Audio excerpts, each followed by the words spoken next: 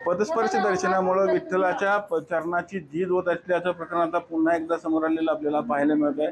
पुरातत्व विभागाच्या अधिकाऱ्यांनी खरंतर गेल्या महिन्यामध्ये विठ्ठलाच्या मूर्तीची खरंतर पाहणी केली होती।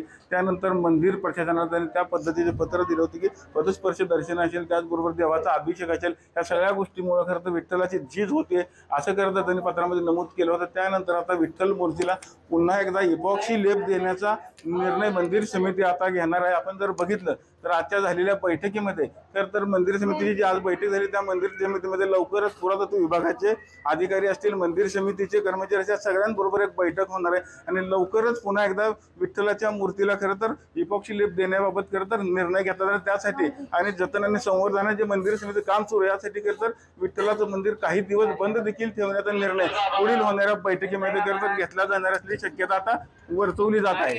विठ्ठल मंदिरातून कॅमेरामन जगदीश रवी लवेकर, TV9 मराठी।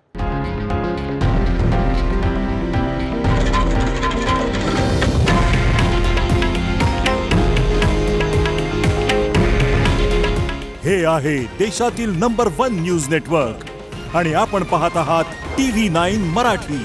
काळजी तुमची, हित महाराष्ट्राचं।